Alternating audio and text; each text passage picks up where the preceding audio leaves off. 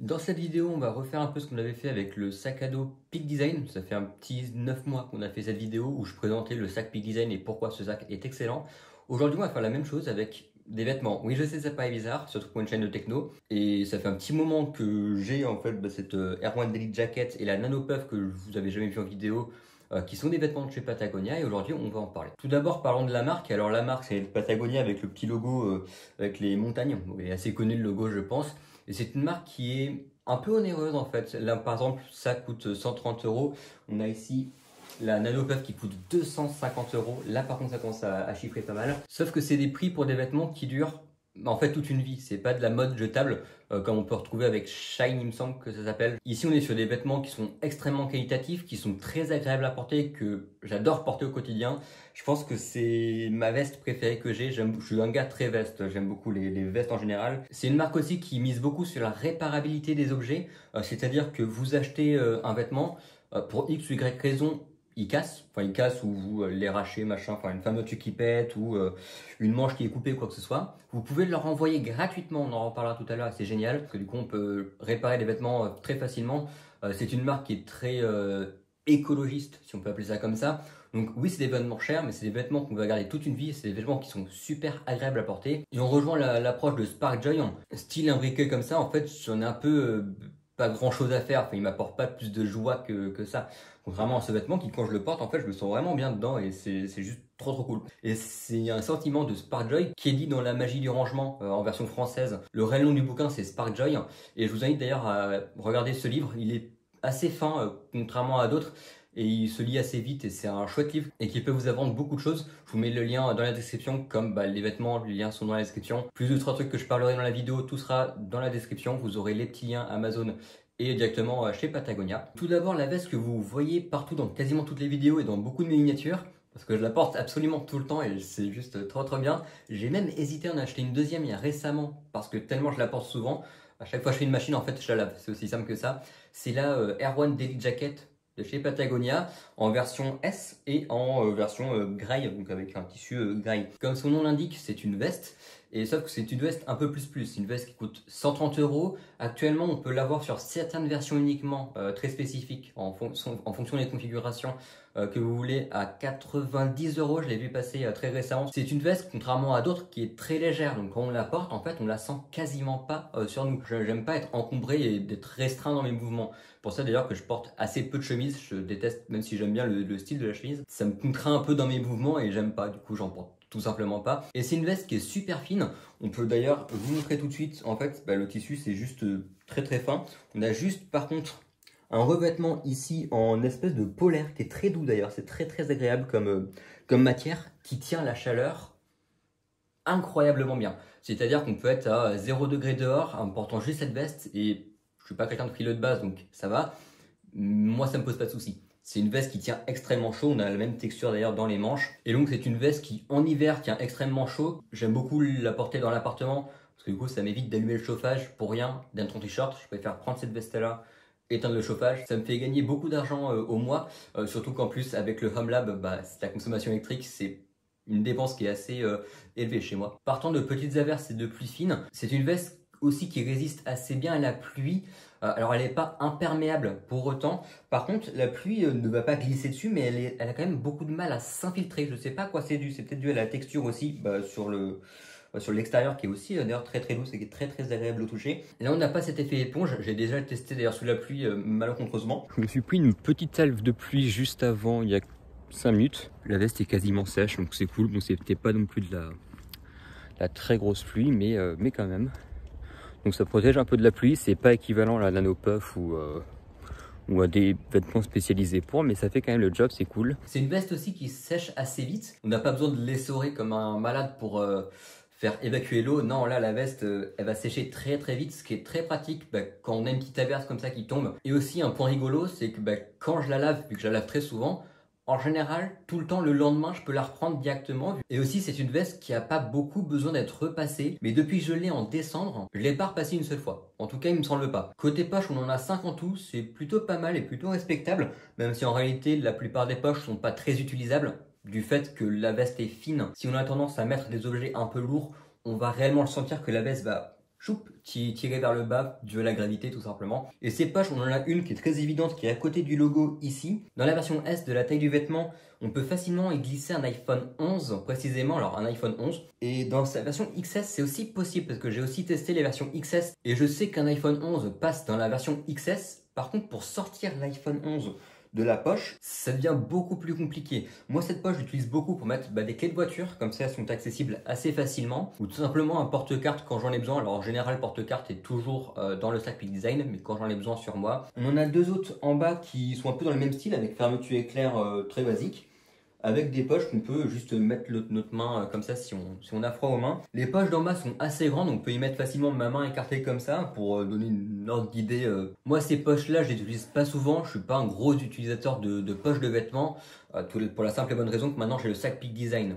Donc du coup les poches je les utilise pas beaucoup et les poches que j'utilise le plus en général sont les poches du pantalon. Avec arrière droit le téléphone, arrière gauche en général c'est des porte-cartes ou des cartes ou des choses dans le genre. À l'avant gauche, j'ai toujours mes clés et à l'avant droit du pantalon, c'est en général les Nothing Air One quand je les prenais. C'est intéressant d'avoir tout le temps les mêmes objets dans les mêmes poches, comme ça on oublie de chercher dans toutes ces poches comme ça, genre en mode speed.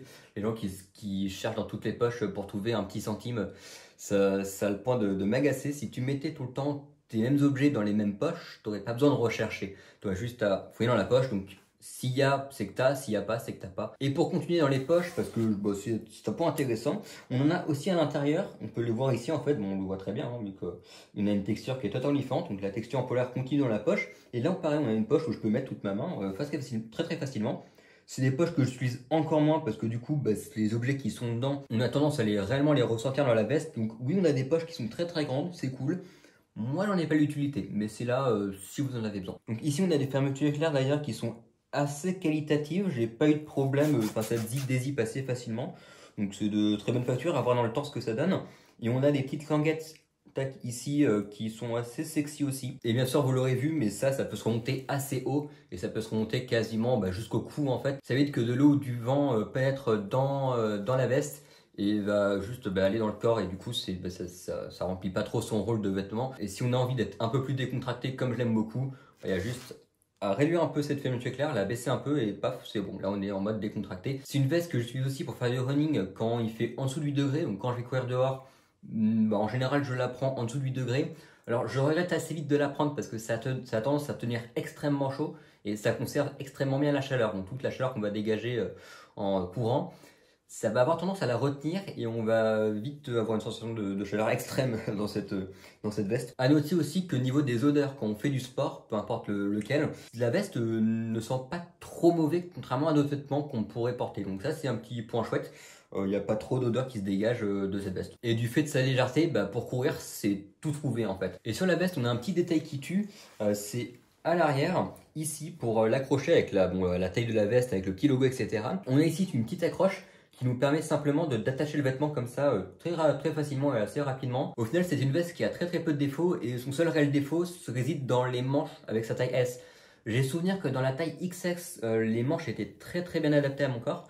Là, beaucoup moins. Donc, les manches sont aussi assez larges, du coup, c'est pas forcément top. Alors, du coup, avec l'Apple Watch, c'est assez pratique parce que du coup, je peux l'envelopper assez facilement. Et on peut même d'ailleurs en dire un peu plus sur les manches. Et du fait de l'élasticité des manches, quand je remonte la manche, tout simplement, ça va pas, si je bouge mon bras comme ça, que je fais des trucs, des gestes, ça va pas juste dégager la manche. En général, quand on fait juste un truc comme ça et pouf, la manche elle part. Là non, la veste reste bien en place, donc ça c'est super pratique. Le dernier petit détail qui tue, c'est le petit R ici, qui est uniquement sur la manche de gauche, qui est le R pour la Air One Daily Jacket, tout simplement. Vous l'aurez compris, cette veste est extrêmement bien pour tenir la chaleur. Quoi de mieux maintenant pour résister à la pluie et au vent et à toutes sortes d'intempéries que la Nanopuff Air One. La Nanopuff Air One. C'est une Nanopuff hoodie. Alors la hoodie tout simplement parce que il y a le hoodie, donc la capuche. Je suis pas du tout un gars manteau, j'aime beaucoup les vestes, mais les manteaux c'est pareil, c'est quelque chose que j'aime pas.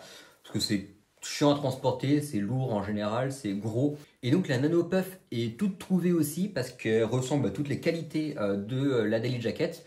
Par contre, je trouve que son rendement prix-utilité est beaucoup moindre que la Air One Daily Jacket. Donc forcément, une veste à 130 € que j'utilise beaucoup plus de temps en tout cas dans ma journée, va être beaucoup plus intéressante en termes de tarif qu'un manteau à 250 € qui forcément est 2 fois plus cher et que je porte quasiment 2 fois moins. C'est pas un vêtement que je déconseille pour autant, mais il faut vraiment regarder de plus près. Aussi à noter que cette veste-là est à 250 € de base, mais encore une fois, actuellement il y a des petites promos, etc. sur le site de Patagonia et on peut la retrouver à 175 €, ce qui est 25% moins cher, même plus, ce qui est encore une fois très très correct en fait en termes de tarifs. Il faut garder à l'esprit que c'est des vêtements que vous allez garder toute une vie, donc pas de souci à dépenser 250 €, vous en achetez une fois et vous n'aurez plus besoin de l'acheter. Si par malheur, comme moi, vous avez un petit souci avec le vêtement et que vous avez besoin de le faire réparer, pas de souci, vous le donnez à Patagonia, ils vous le réparent, ils vous le redonnent, paf, et hop, tout ça gratuitement, et c'est à vie. Le manteau en lui-même ne va pas préserver la chaleur ou quoi que ce soit, c'est pas vraiment fait pour ça, même pas du tout. Encore une fois, on est sur quelque chose de assez fin, même de très très très très fin, et même plus léger à porter que la Air One Day Jacket. On est sur un tissu qui est imperméable cette fois, donc qui va faire glisser l'eau sur le vêtement. Donc je glisse sur la pluie littéralement, comme le fait par exemple le sac Peak Design. Et donc pour les quelques caractéristiques, elle est un poil plus longue que la Air One, ce qui fait un partenaire pour la Air One très intéressant. Donc le combo Air One pour la chaleur et pour la pluie la Nano Puff. Et franchement, c'est un combo qui marche très très bien pour juste balader dehors en pleine pluie. La version hoodie de la Nano Puff fait gain de cette capuche, on va en reparler juste après. Mais il faut savoir que la Nano Puff existe en version classique sans hoodie, donc sans la capuche. Elle existe aussi en version avec manche sans manche directement, donc juste avec le vêtement mais sans les manches et sans la capuche. Avant de refermer la veste, pour faire quelques petites démos, il y a une poche ici à l'intérieur, à gauche et uniquement à gauche, qui permet de stocker encore une fois des objets. Et la poche d'ailleurs est assez correcte, bon, pas aussi grande que celle de Air One j'ai l'impression, mais encore une fois les fermetures sont assez qualitatives. La seule chose que je remarque, c'est à partir d'ici en général, juste ici, j'ai un peu de mal à une main à la refermer. Il faut vraiment que j'y aille un peu plus. Donc il y a un petit coinçage à ce niveau là, je sais pas qu'est-ce qui fait ça. Mais il y a un tout petit coinçage, je pense que c'est lié à ce petit truc. Des fois il se prend pas dedans et des fois il se prend dedans. Pour en finir avec les poches une bonne fois pour toutes, parce que je sais que tout le monde s'en fout, on a deux poches ici comme la Air One qui sert juste à stocker des choses ou juste à mettre ses mains, c'est plutôt pratique. On peut également les refermer avec des fermetures éclair. Cette fermeture éclair elle remonte très très haut, elle remonte réellement très haut, elle remonte en général sous le menton, c'est comme ça qu'elle est présentée. Alors si on baisse la tête, en fait ça couvre aussi la bouche. Il n'y a rien qui peut rentrer dans la veste, encore une fois, donc s'il y a de la pluie ou quoi que ce soit, ça rentre pas, ça reste à l'extérieur et la pluie glisse comme le vent d'ailleurs, glisse sur nous. C'est une veste aussi qui a forcément une capuche dans sa version hoodie et quand je referme totalement ça, je ressemble à un personnage d'Among Us. Et du coup avec la capuche, on a quand même un truc qui est très sympathique, c'est que ça couvre réellement quasiment tout le visage. Donc on est assez bien protégé du vent et même de la pluie. Et du coup aussi pour les cheveux qui comme moi je déteste avoir les cheveux mouillés même un tout petit peu, ça couvre assez bien les cheveux. Alors attention à des gens qui ont des cheveux de princesse. Je commençais à avoir les cheveux de princesse il y a pas si longtemps que ça. Là un peu moins que je les ai coupés juste hier. Et donc c'est assez c'est plus simple en fait de les ranger dans la capuche. C'est con. Vraiment, si je fais un truc quand le genre, les cheveux ont tendance à un peu partir à l'avant. Faut vraiment avoir un peu le coup de main, j'ai l'impression, pour prendre tous les cheveux. Donc ça va que moi j'en ai pas tellement aujourd'hui. Sur les manches, c'est plutôt bien fait. On a quelque chose qui reste collé un peu à la peau, qui est un peu élastique, un peu plus étroit que le reste de la manche, ce qui fait que la manche tient assez bien. Enfin, on va pas avoir des infiltrations d'eau ou quoi que ce soit dans notre manche. Et pour ceux qui, comme moi, sont propriétaires d'une Nano Puff et d'un sac Peak Design en 20 litres, on peut entièrement mettre cette veste dans le compartiment du haut. Je mettrai quelques photos, mais ça tient sans souci. C'est très léger, donc si on a notre sac à dos sur le dos, on n'a pas la sensation d'avoir quelque chose de lourd, vu que la veste est légère, elle est très facilement rangeable du coup. Et en parlant de rangement, on a évidemment tout comme la Nano Puff. Ce serait con pour un manteau qui est censé prendre la pluie, de ne pas avoir la petite accroche derrière pour l'attacher sur un porte-manteau. Si le crochet auquel vous voulez l'attacher n'est pas assez, est trop gros pour juste ce petit truc là. En général, moi ce que je fais, que j'ai la version hoodie, c'est que je la mets par la capuche. Ça paraît évident. D'ailleurs aussi la capuche c'est un élastique, donc ça devrait convenir à toutes vos têtes. J'en ai fait mention un peu plus tôt dans l'article, la Nano Puff, je l'ai éraflée. Donc en fait, je suis juste tombé comme un gros nulos après une semaine, même pas une semaine après l'avoir reçue en version S. Je l'avais reçue en version XS comme elle. Je l'avais renvoyée du coup pour reprendre la version S, donc j'ai dû attendre quand même un petit peu de temps, le temps des livraisons. Et je l'ai reçu et quelques jours après, je suis tombé et pouf, plus de manches. Donc c'était assez con. Le service de réparation est très simple. Dans un premier temps, on va prendre des petites photos de l'entièreté du vêtement, du derrière, du devant, là où il y a l'accroche du vêtement, etc. Il y a tout un petit formulaire qui est assez rapide à faire sur le site de Patagonia. Ensuite, au bout de allez, moi c'était 2-3 jours, 2 jours je pense plutôt. Ils m'envoient une réponse, oui ils peuvent réparer le vêtement. Donc là ben, on l'empacte, on l'envoie à Patagonia, c'est eux qui nous filent le bon de retour. Donc c'est un bon de retour je crois en Colissimo, enfin ou la poste. Donc juste à poser dans un bureau de poste et pouf c'est bon, c'est parti. Et il est fait mention dans les conditions d'utilisation du service de réparation que la durée de réparation est d'1 mois. Moi ça a été moins d'une semaine pour les réparations. Alors en total ça a duré avec l'envoi etc. Ça a dû durer 2 semaines. Mais au moment où je l'ai envoyé, ils l'ont reçu en 2-3 jours je pense. Ils l'ont réparé durant la semaine et je l'ai reçu juste en fin de semaine il me semble. Donc ça a été vraiment très très rapide. En une semaine il y a eu la réparation. Et il faut savoir que les réparations, ça dépend des endroits. Je ne sais pas comment ils gèrent ça. Mais c'est possible que vous vous retrouviez pas avec la même couleur du tissu que l'origine. Donc là j'ai un truc noir, j'aurais pu me retrouver avec un truc une autre couleur. Donc il faut savoir que la couleur ne sera pas forcément identique. Là je pense que j'ai eu de la chance entre guillemets parce que c'est des vêtements, la Nano Puff et la Air One, en particulier la Nano Puff parce que c'est elle qui est partie en réparation. C'est une veste qui est très très vendue, je pense qu'elle est encore plus vendue en version noire.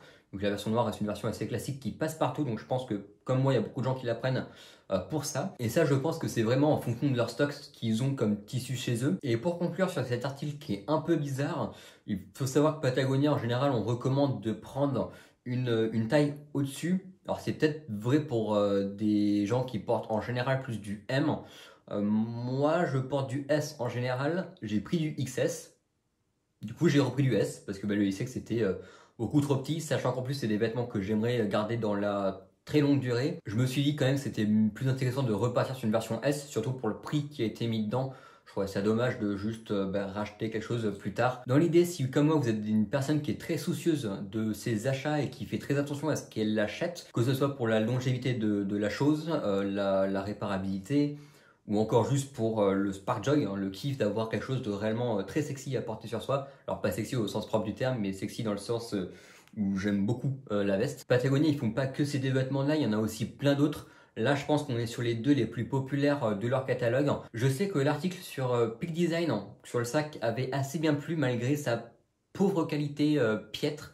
Là, on est sur quelque chose de plus travaillé. Là, avec l'iPhone, le grand angle, c'est vachement plus sexy pour juste montrer les choses sur soi. Enfin bref, dites-moi ce que vous avez pensé de cet article. Est-ce qu'on doit réitérer ça de temps en temps? Alors, pas forcément tout le temps, vu qu'on est quand même sur une chaîne tech. Même si je trouve que les sujets tech, ça rejoint le sujet de l'écologie. Et acheter des vêtements de qualité, ça rejoint le sujet de l'écologie. Donc je trouve ça sexy en fait d'en parler. Je trouve que c'est intéressant de démocratiser ce genre d'approche de vêtements. J'espère que cette vidéo vous aura plu et on se retrouve la semaine prochaine, je l'espère. Allez, ciao.